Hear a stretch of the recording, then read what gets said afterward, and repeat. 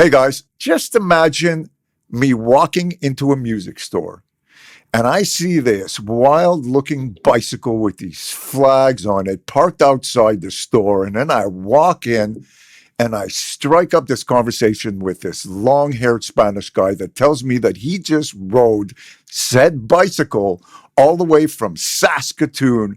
And I'm presently in a Montreal music store. Do the fucking math. That's a long fucking way. I also found out that he was a fellow bass player who had the drive and the energy of a human machine, the kind of guy that just kept wanting to go where no man has gone before and push himself into unknown of unknowns and loving it. Our relationship flourished due to the power of the internet and us following through on our friendship, our common love of music, creation of video and photo, and just working your fucking ass off and loving it, period. My kind of guy. Dear people, let me introduce you to my real life and internet buddy, the one and only Felipe Gomez. What's up, buddy? What's going on, brother? Oh, man, how are you?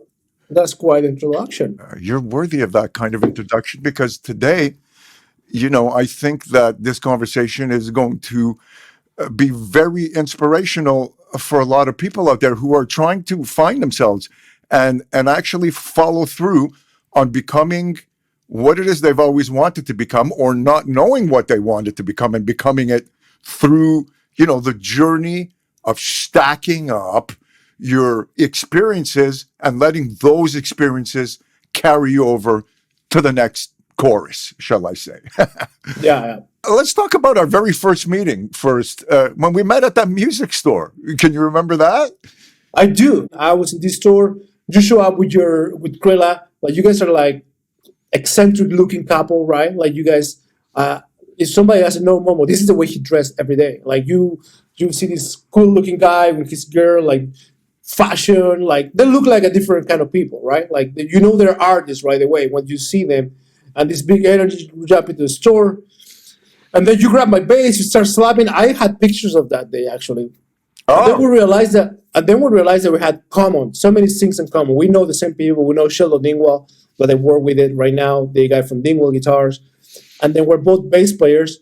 And it was it was really brief. We met for like 20 minutes, but we become internet buddies.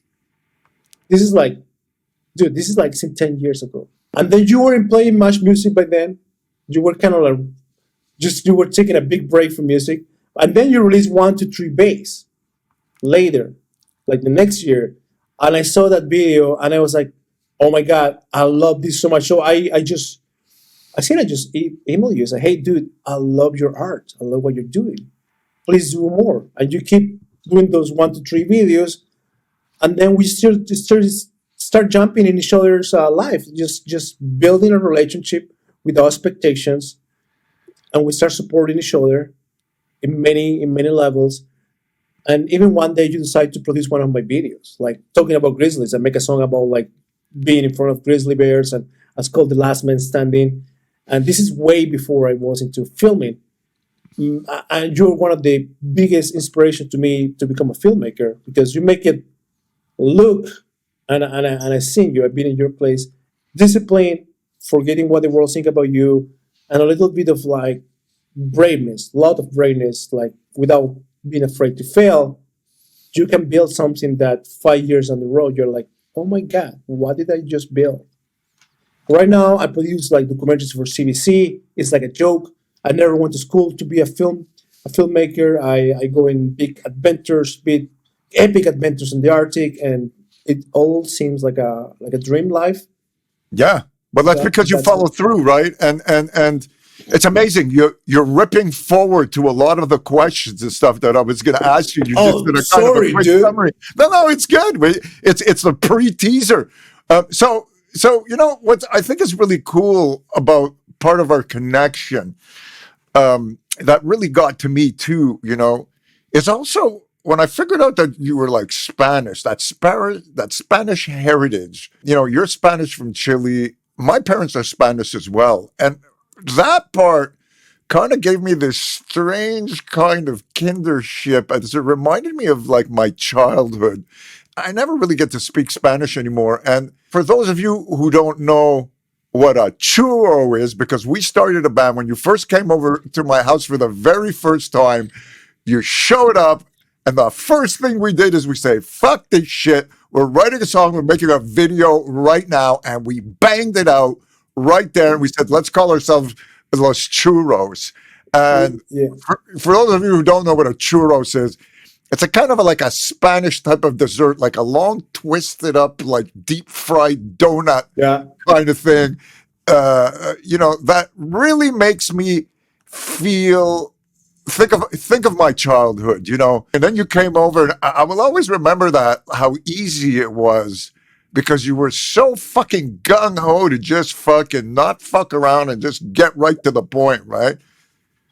Yeah, I feel like I did fuck around for a long time. So you just saw me in a point of my life where I was like, okay, I don't have much time left in this earth. It's not that I'm going to die tomorrow, but I was in my 30s, now I'm 41. I become really aware that when you have the opportunity for learning, you just got to shut up and just open your ears and see what other people's doing. And that's what impressed me when I go to your place. You had all these final products and no one see it. We know so many people that say, hey, dude, I have this, I'm thinking to record an album, and you just did it. You just showed me songs in the key of F, in the key of fuck. No one seen it. It's a final product. It's so rare to find that. Like somebody that has a book that never publicized. It's so rare. It's a really stoic thing to do. And I was just blown away for it. And then you and I were just like bouncing each other, having fun. And I think you just produced one of the best songs that I performed. I don't play music anymore, but the song Yellowknife, we produced it in your house in the same trip. Yeah, that's true. That was People ask me, amazing. people ask Exactly. me, I had played that song, man, in a longhouse in the coast of British Columbia, International Indigenous Music Awards in Winnipeg. It's been everywhere. I played in Russia, and everyone talks about the song. And it's a simple song. It has one chord, but you produced it with me. You were like, no, let's do more of this and that, and you make me feel comfortable with something so simple that's a one chord song. It's a one chord. Doesn't have words. And we work on it without any preconceived notion of this have to be here and there. And we bang it in a couple of hours. Yeah, that was a lot of fun, dude. Like, I remember when strangers get together and they become non-strangers because, their common elements start to bleed together. I've worked with people that have talent or that have great potential, but it doesn't always, just because you have talent and potential, it doesn't mean you're going to get along with that person where it's a complete completion and respect back and forth, right? It's like all the stuff you said you heard that has never been released or that I've never showed anybody and stuff. A lot of people, they won't do that, right? If they do something, they figure, oh, I did it. It must be heard. It must be released. But, to me, it's always been, nah, it has to be for the right reason. If it's not attached to love, if I don't feel comfortable or trust fully the person that I did that thing with, I will just never let anybody hear what I did with it. And I won't care. It won't even bother me. Some people will hang Yeah. on to that shit like it's the last thing they'll ever do because they're a part of it and they figure, oh, I was part of that thing, so everybody must know. And I just don't care about that because music is art and respect. And when people don't have respect and it's only about them, I think that's one of the biggest problems that happens in bands, right? Like when we were younger, it was a blast to get together with your friends in the garage, have that band. You loved each other. You were like a tight knit unit where everybody encouraged each other and everybody was cool. And then came the time, divided by all the bullshit that's out there where, well, the lead singer decided that it was his band and that it's his name and you know what I mean? And it's Is like, it always his band? yeah, and it wasn't even his fucking band. You know what I mean? That's why I like working with just less individuals like what you and I have. And you fit in really good with Creela too. This is the thing. I always have this gauge, like, do you fit in with Creela? Well, you Because guys are you guys are the same person, just in two different bodies. yeah, but I've been in Well, situations where she told me, I don't know about this person, you know what I mean? And I would say, no, you got him all wrong. And she's usually winding up being right, you know what I mean? But she Yeah, totally for relates to you, if we and that's good. if we can explain this for people that doesn't like they follow your path and then Krilla comes once in a while.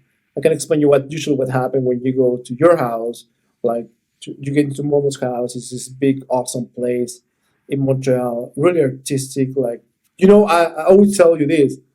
I know people that's trying to look exotic to fashion and trying to do exotic things. Fortunate, you guys are just exotic people, and I say it in the best of the way, right?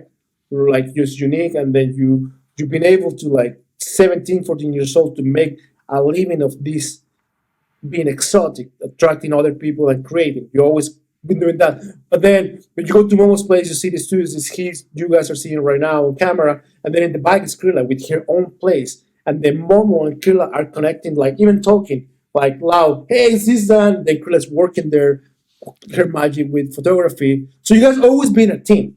I would say this, and I'm pretty sure you won't feel offended. You're not just Momo. You guys are Krilla and Momo, and together that's Absolutely. dynamite. I can't walk down the street if I ever show up anywhere and she happens not to be with me, which is actually pretty rare. The first thing everybody says is, where's Krila? Or if it's the other way around, we're like, where's Momo, right? Because it's like we're each other's shadows and we love it. And we wish this on everybody, to have your counterpart that you're able to complete each other where everybody knows how to do 10 or 15 things, which means by 6 o'clock every night, you can get everything ripping. And I got to say, you have that built into you even as a single person. You know what I mean? Yes, I do envy a little bit like your partnership there with Krilla because you guys push each other artistically. It's not that you're gonna come home, Momo, and then you're editing a film and it looks okay, and she's gonna tell you that looks awesome. She's gonna tell you that looks okay, just do better, right? And it's gonna be the other way. You guys are each other quality control, Yep. right? Yep. On my end here, and I do it to you sometimes. I finish a documentary for CBC. Before I send it to CBC, I send it to a couple of friends that are into filmmaking, and I hope they give me their feedback. And sometimes they just destroy me. Say, "Why are you trying to do here? This looks stupid." And I just, Ooh. if these two people agree with it, I think it's a fair point on it. And then I have to make the call artistically. It's like I really want this part to be like this. I really want this scene to say this. Or these two people is actually telling me that it's giving them the wrong impression of what I'm trying to say in this part of the film. And then I just have to you call it the big sacrifice when you go and cut Exactly. all the fat. It is a big sacrifice because people think in the beginning, as you're accumulating experience at the very beginning, and you don't have that kind of experience, you think that your first idea is like bronzed in gold. Like it's like your gold statue. I came up with this, so it must be fantastic because it popped up in my fucking head, right? And Yeah, yeah, really, that's pretty one dimensional at that point because you don't have enough experience to become even 3D yet. You know what I mean? And yeah. after you become three-dimensional, and we talked about this the other day, you can become four-dimensional and five-dimensional where your emotional content does not fucking dictate your emotion towards decisions that you make when it comes to the projects you're working on or how you answer someone back if they criticize you, you know what I mean, et cetera, et cetera. This is like a major motherfucking lesson that one learns. And being in the business that we're in, having to direct people, having to put layers of sound, music, and image together, you get to see the birth, like when the sperm is like going to before it hits the egg, and then the egg starts to hatch, and it's nothing but a fetus, and we're kind of in there controlling this shit, trying to raise the child before it comes out of the womb, right? How Yeah, do you explain that to people? you can't explain it. It's like explaining my mom was -30 feels like it.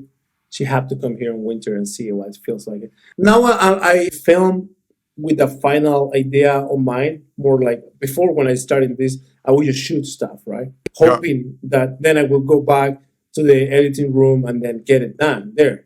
yeah, Now, now I shoot it with the edit on my mind, with the script on my mind. But some of these things just happen when I don't know, I'm filming a documentary about dog racing, and then I'm in the sled with the dogs racing, filming the people, and then it started snowing, frozen rain, and the camera stopped working, and then my subject is not reacting the way I was hoping. I just have to like just go and just muscle through. We're filming this huge film, and then we had to finish it with cell phones because all the camera gear stopped working because frozen rain. We've been in the ice for hours. We're cold. We're cranky, but we get it done. And then I'm already cutting it, like when I'm filming it. Like I'm already okay. I'm gonna go here and there, and I had made the mistake sometimes of way too long to go and edit that project, and that energy is Oh, the and search, the and fucking that search for the parts. Oof. but the energy is not there, right? Like so, right now my goal is I get home, I export it, the footage, I back it up, and the next morning I'm at least creating the sessions. So it's like just right there, right there, right there. And sometimes, dude, I think I did an amazing shot, but the story is not there. So I have to like message, like keep working on it. And sometimes it's just like draining. Ah, But most of the time, I love it doing it so much that I can't even go to sleep. I you just know, want to keep it's going. interesting. It's interesting what you're saying because I remember the transition of when you finally understand that you need to map out something, especially if you're working with like bigger people like the CBC and shit. You can't just walk in there with like a free for all. You know, these people, they want to see a storyboard. They want to know Yeah, that yeah, things are going on, beginning, middle, and end. But in the beginning of when I first started shooting and stuff, I had figured out a way to capture energy by not having a plan, but having basic starting points of a beginning, middle, and an end, and shocking my subject by just ramming cameras in their face and making and catching them unexpectedly so that I could grab that kind of emotion that you're talking about, that you're looking yeah. for when you want to get that into a client, right? And then I realized that there's way too much footage. And I became a kind of a master at being able to go through lots of footage to try and just say, oh, and here's magic that you wouldn't normally get if you had written it out, right? And then I got really fucking tired of that approach by saying, how do you condense that? Well, I still do the same thing, but with a written out thing, exactly like what you said today. Yes, and I love Steven Spielberg. I love, that cinematic feeling and stuff. So I'm not afraid now of just telling my if I'm shooting a documentary, of just tell them, hey, I need this B-roll. My mission is to make you look the best possible in camera. So I always tell them when if they're nervous, like, hey, my only job is to make you look the best forever in camera. So and then I do a little bit of like I would shoot those B rolls and say, hey, can you put the glasses? The sun is gonna come in your side, and then I show them, and then they look themselves in the cameras and say, oh, that looks awesome, right? Because this cameras looks amazing. If you compose it really well, if you had the right light, the right attitude, the subject will feel like a rock star, like a movie star, and that's my whole mission. Like to everything you see is the best shot of that person, of that story, of that tree, or whatever that's telling you an emotion. At least I want to say something different, right? Like I want to show the subject that's like going through a hard time, whatever. But I used to shoot crazy like all the time. Now I plan it more Yeah. because because I'm working with a budget. There's camera crew, and we need to be efficient with it. Yeah, exactly. Well, that's what happens when you finally get experience and you want to be part of the next level. So, the beginning of our relationship and that part of your life, before all these other transitions uh, came into play, I will call like your self-made career choices. You were like totally tripping out, like riding your bike, bringing your bass with you, Yeah, driving through the fucking Arctic and around the world by yourself, camping out in the middle of nowhere alone in a tent, grizzly bears, fucking eagles, and you know, going for the kind of adventures that mostly like no one would ever achieve or even want to try out in their right fucking mind. Okay. So, like, yeah. how the hell did your brain, you know, tell you that you wanted to do that? And I know you've had a lot of experience, but if you had to pick one thing, Like, what was your like wildest experience? The first thing that like comes to mind. I don't think I had a lot of experience though. I did many things that shouldn't be alive, like doing tap to yak, tap to white horse, in March, April with grizzlies and all that. So I did many things that I wasn't ready for it. I just did it. I don't recommend it for everyone. You gotta be really careful to romanticize the life, the Instagram life. This is 10 years ago, so social media was a little bit less present by then. There was a little bit of less of addiction. Stuff wasn't as good as just like instant stuff. There was no internet everywhere. There was many places. It's hard to tell my wild experience, but I would say I don't know, dude. It's hard to say. I had a video. Maybe I can share it to you, like a grizzly coming of the bush. Then I'm there with these bear bankers. It's kind of like a firework that you throw to the bear and explode in the air. And then I was hoping in my mind that the bear will just like, oh my god, this is so scary, and then run away. But the bear just kind of looked at me like a mosquito just bite me. He's like, oh, Oh, what about it, dude? so what? It came running But towards you. no. It went away, but it wasn't. You know what? This is the most. I just remember this one. I was in northern Saskatchewan, and then this is December, so the days are really short, really short. Like it gets dark by 4 p.m. And then this truck driver stopped in this road. There's nothing, one single fence, in like 400 kilometers or something like that. And then she said, "Oh, just to let you know, there's some wolf ahead, like on the road and stuff." And and then I'm trying to always be a rational guy. So before that adventure, I read about wolf attack in Saskatchewan. I just found one documented in all this year. And it was a guy that works in the mines. I kind of was feeding the wolf. So it's like, okay, no problem. It's like, I always try to pick rational fears, right? When I was a teenager, I was obsessed with aliens, right? To be adopted with aliens and stuff like that. But as soon as I start doing these adventures, I have to pick my fears. It's like, okay, I can't freak out about aliens anymore because that's the less likely fear. Let's freak out about humans or animals, and then humans they weren't a problem. So I start like more paying attention to animals. That'll be a real danger, or like being killed by the elements, right? Like -20, you did something wrong, whatever. But and then so I put my axe. I took the safety pin from the bear spray, and then I go right, like thinking I'm like the coolest guy in the world. Like I just had an axe and I'm cycling with it, and then this wolf was in front of the road, like this was in the middle of the road. I throw the bear bangers, the one I explained you before, and again because this wolf live around mine sites, they're so used to that, so used to Oh, like the bear bangers, the firework, the big noise. And so the wolf is in the bottom of the hill. I'm here, and I had a. You can see, you can post this footage, or like the bicycle is heavy. There's no way I go down, and then I had enough power to run away if the wolf starts chasing me. So I just decide to cycle down and bark at the wolf, like "Wah, wah, wah, wah, wah," like a dog, right? Start barking at it, right? So I go down there, start barking at it, axe in the hand, and you know what? The wolf went away and it went away, right? But then this is like when I talk about mental fear, because this is like maybe 2, 3 p.m. and again it's getting start dark. It's getting dark really early, and then I'm just like I feel like the coolest dude in the world, and it's like, dude, this is the best bar story. I just bark at the wolf out of the road, right? And it's like I was like this is, but then I'm just cycling, and then I start thinking. And then I start getting in my own mind, right? Like, oh, maybe the wolf was just checking me. And then the friends are around the corner. And wolf packs are usually 12. There's no way I can defend myself around 12.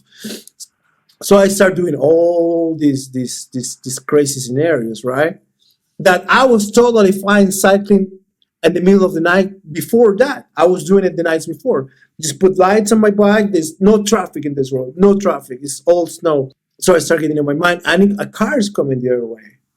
So I stop the car. We talk. There's no cars in this road. There's no cars. Maybe one every 7 hours I saw on the track. I tell the guy the wolf. He say, "Hey, dude, it's a cool, safe spot to sleep." So he say, "Oh yeah." So he in a paper he drew a map with all the trappers' cabins. Right. He okay. said, "Hey, you just feel free. You can just walk inside, make a fire." Just be respectful with the place. Leave a note at the end. So he gave me this trapper's cabin. I was like, oh, cool. I might even be sleeping a warm by a fire tonight. I go to this trapper cabin. The cabin is closed. So I don't want to be disrespectful. I don't want to kick the door open, right? And so I just put my tent upside the trapper's cabin. I'm making a fire. I had a little bit of a party, put some music. I seen I listen music on the phone. And then, dude, I forgot. I go to sit in this on this bench that this trapper has in his cabin, and I forgot to lock the bear spray. So I bear spray Oh, my. So I sit down and I feel this thing. I'm like, what the hell was that? And then it's like, oh no, I just bear spray myself. So if you've ever been bear spray, I didn't even got bear spray. Like a spray. I got straight on my skin, just like. So start burning. My clothes had burn spray. I'm like 5 days away from any place I can clean my clothes. Like this is winter. It's minus 13, minus 15 by then. And then, dude, it started the longest night in my life ever. So I'm burning on the back here. I like even just talking about it just bring me holy back those memories. shit. I'm burning, like I'm burning. I had the blade of my axe. So I opened the tent, I put it outside the tent, I let it to get cold, and then I put the blades of my axe in the back, give me some relief. Then I found kind of like a simple bag that had my electronics, put some snow on it. But then I have to control to sleep in minus 15, minus 20. But also at the same time, I had snow here and have this dance between cold, hot, no burning, no freezing. Super long night. Super Wow. long night. Wow, dude, that's And amazing. so, dude, it wasn't even the wolf. It was me. Isn't that a life lesson for life?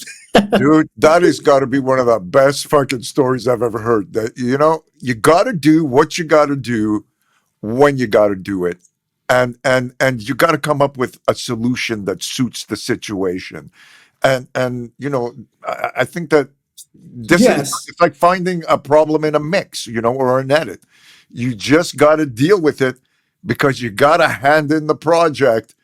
You had to go to sleep. You had to deal with the shit. That's amazing. So after like the traveling bike guy experience, I watched you also crossfade into other scenarios. One of the next things we did, like when we first met, is I had worked with you and I produced, directed, and edited that amazing music video online while you were on location with a cameraman. It was fun. That was really And fun. this was a great experience as well as proving to ourselves, right, that despite that distance, right, that nothing was going to stop us in getting that together, right, and feeling the power of the live internet mixing up the organic and digital possibilities to the max. And we always been there, right? Just Yeah, okay, we say we want to do this, let's get this done.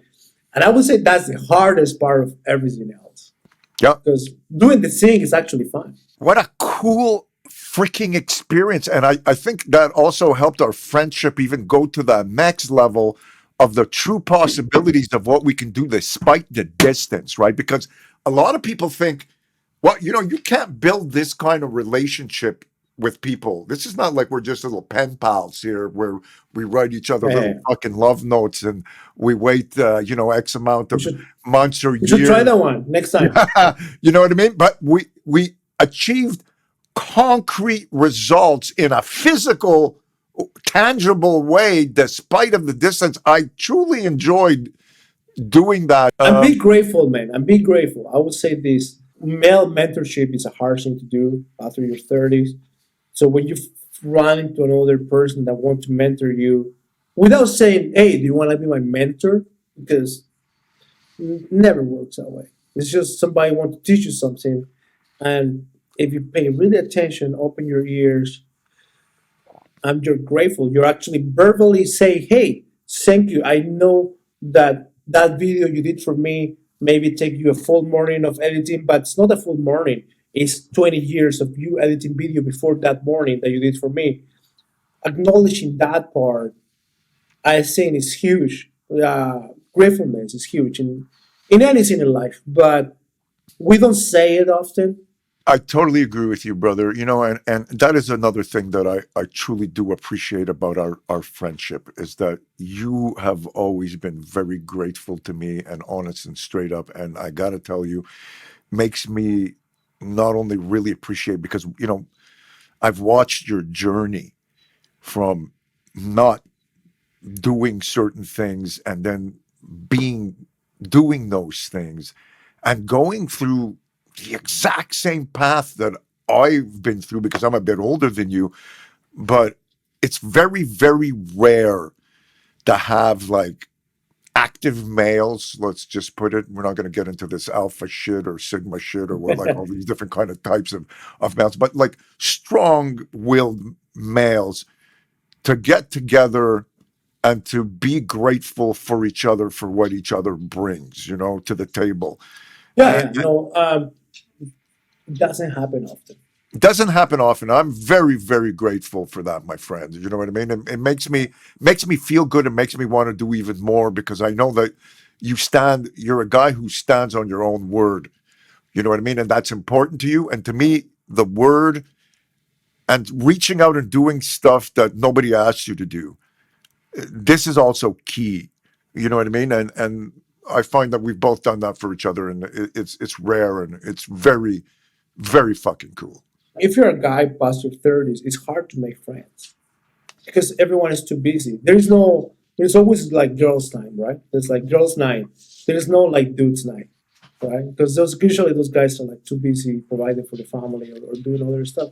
So I will recommend if any listening to this and you do we're 30, 40 years old, you still have so much time to be mentored by somebody else and give you a shortcut. Like if you open your ears, Well, I think this is where, you have to learn and work and exercise the voice in your head, right? So it's like any muscle or anything, right? I think it's cool when you get to listen to that voice in your head, the unclouded voice, the voice that has no prejudgment, the voice that you hear clearly and listen to attentively and just do what it tells you to do. That's one of the true starting point elements, I think, that it takes to make up your mind, shift forward, and grab your dream by the balls and get it all started.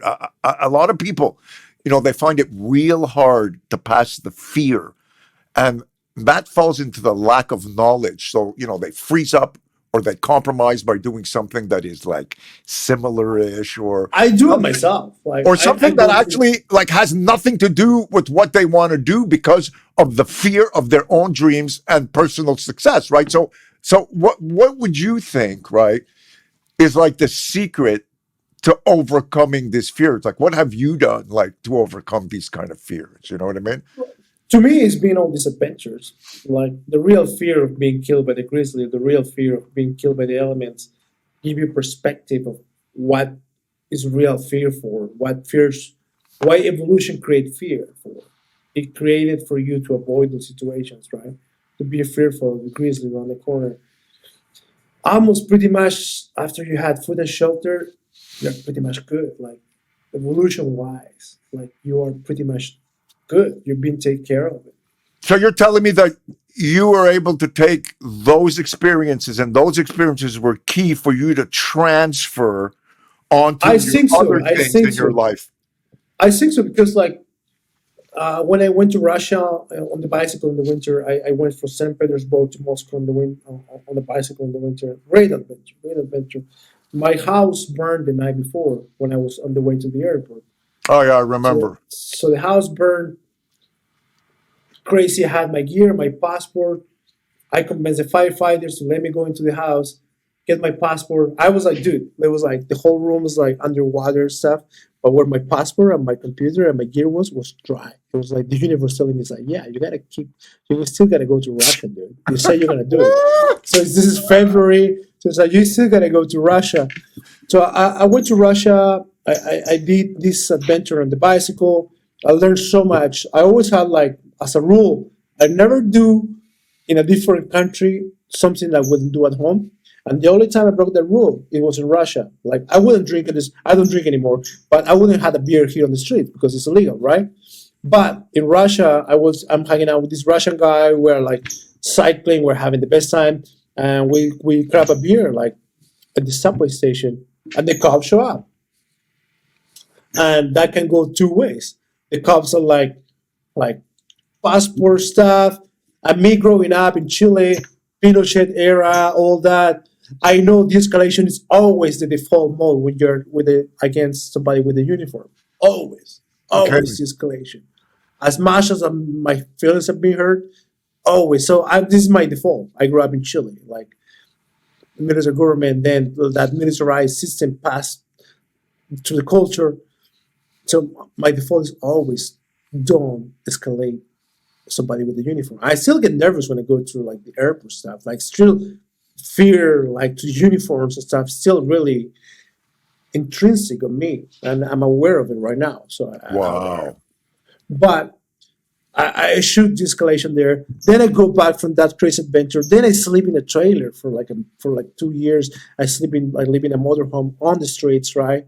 Like, do you remember that I era? remember when And you bought that and fucking motorhome. and Yeah. then live in the motorhome. And because if you don't know, Saskatchewan is really cold. The winters is really long. So to me, to stay warm takes so much work of my day that my I was almost depressed. I would say, dude.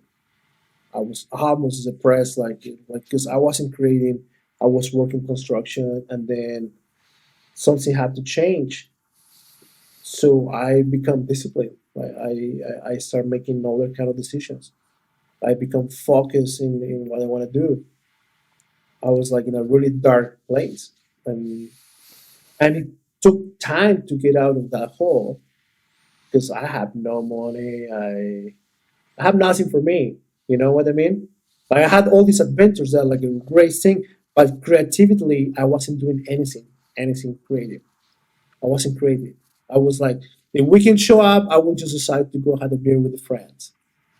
And the next day you're a little bit hungover, and then it's a spiral that you're eating pizza, and then I have to do a crazy change and just go and become disciplined and let some friends go. Exactly. And this is where the search for knowledge comes into play. Like that's another thing that you and I have in common is the love of self-found knowledge and then applying that knowledge to what is in our head, deciding what we wanted to do. This for me, it's like a true gift and superhero power that we have built into us, even if we don't know it or don't believe it. I believe that there is no set way to learn anything, especially if you don't feel comfortable learning it in the way that it's being presented.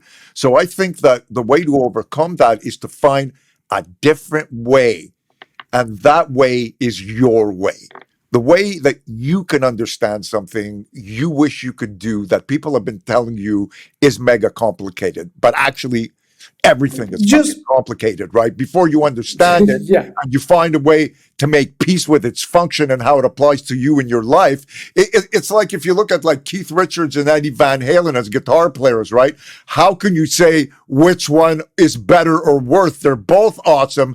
They both found a way to express themselves into the way that they wanted to become and become that period.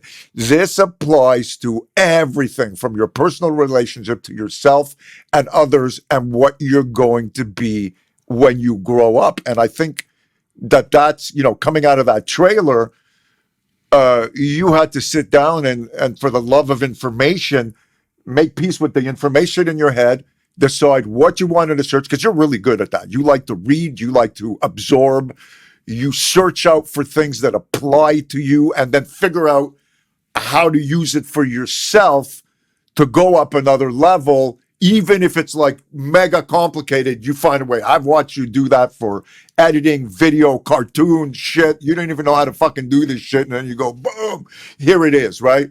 Let's talk about that, man. I mean, because people out there, they really need to understand that fear of personal success is only means you just don't know how to do it yet. You just got to go out and also also don't tell your plans to other people because I'm guilty of that. If the person doesn't is not involved in the project, they don't need to know because your brain think you already did it.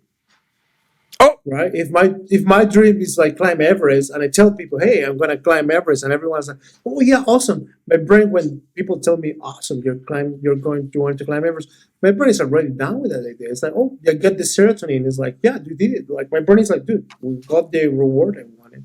One of the big ones, and the more I met business people, I know a lot of people with big businesses. I'm lucky to have really close friends that run big companies. They don't tell anything if it's you're not part of the deal. If it doesn't involve you, they don't tell no one.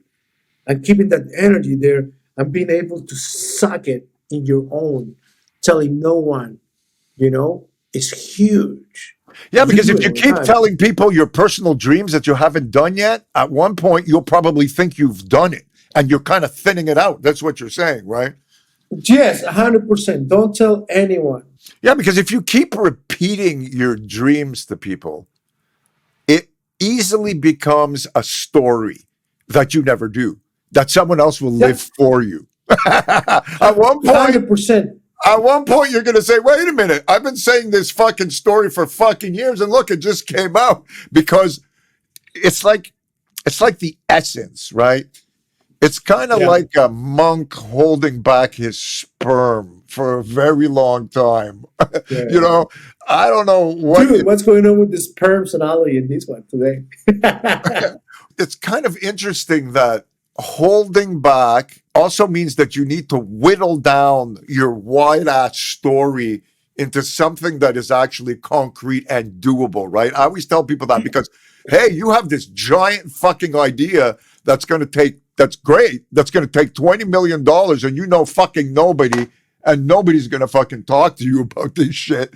How do you whittle that idea down to something that is tangible, that you can go, that can lead you up to at least something that is better than what you are right now, right? Yeah, and even try to be today better than yesterday. And it sounds really silly and sounds like such a cliche. But Nope. even just like cleaning my desk when I finish my work day before I go to bed, leaving it ready for the next day, it's a big win for me on the day. You're so And right. You know, one of the things that I've added to my life like that, which was not long ago, check this shit out. And I think somebody told me they made a book about this. Creela and I used to get up in the mornings and we'd just go take our shower and then eat, but we wouldn't make our bed. Okay. So, and we wouldn't make it till later on, way later on. And then we jumped to another level where we said directly when we're finished eating breakfast, we have to make our bed before we do anything. So we started doing that.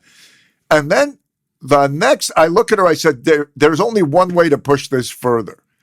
I said, the second we get up out of bed, right fucking there and then, we make the yes, fucking bed before we even leave the bedroom. So non-negotiable.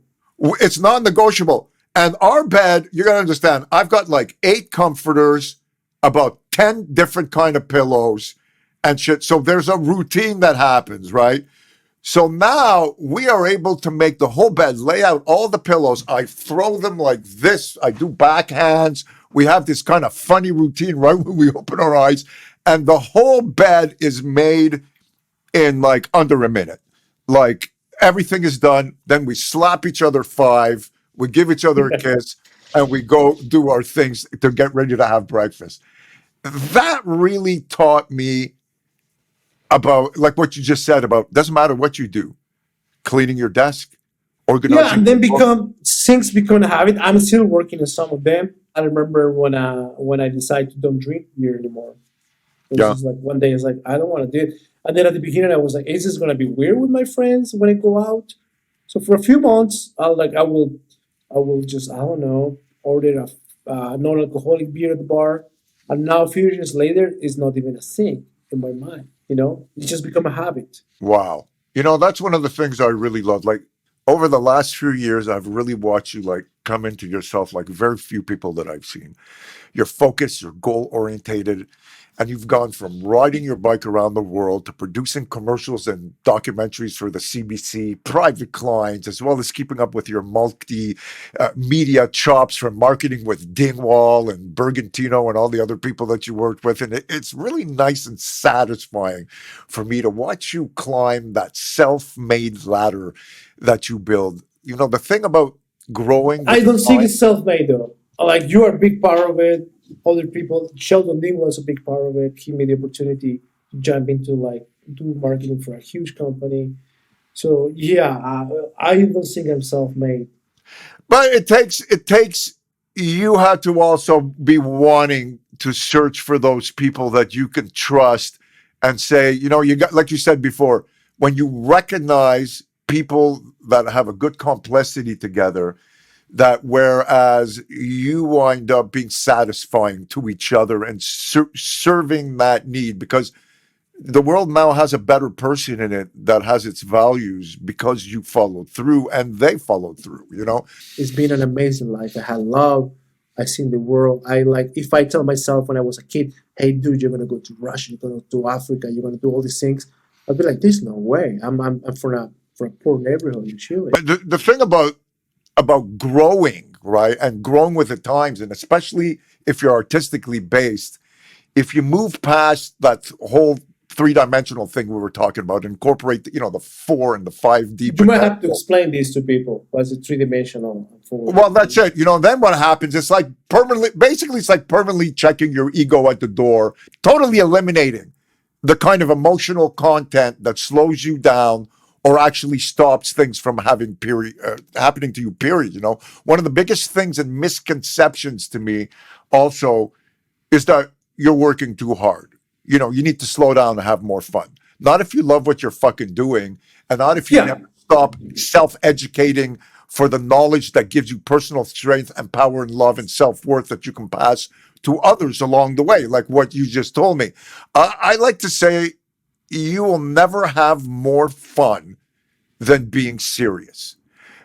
It's the most fun you'll ever have. I swear to God, you self-educate yourself and learn to stay away from the subdivisions that are everywhere that will give you those unusable or usable, answers fast, thus creating your desired results faster than normal. And it all takes is learning to listen to your true inner voice and listen to it. And that happens with this whole coming out of 3D into 4D and into 5D, where you no longer are affected by outside emotional content and you understand that you are who you are. Your function is to become who you were supposed to be, and you don't get offended by stuff. It's almost like kind of being like a modern monk, but not being in a monastery. yes, I agree with you, Momo. But also, I think there's a romanticization of like that you have to be happy all the time, that everything have to be awesome all the time. And this is a big thing I learned with expeditions. Some days, when you see my pictures, my expedition, you see the highlights. Some days are boring, nothing happened. Some days are like terrible. The universe doesn't care about you having a bad day. So don't, at least I don't try to fix it. And that used to be the fix back in the day.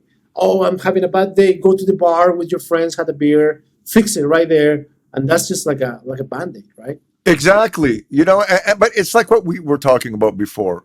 Problems, the word problem falls into that category where you're unhappy, you don't know who you are, what you want to be when you grow up.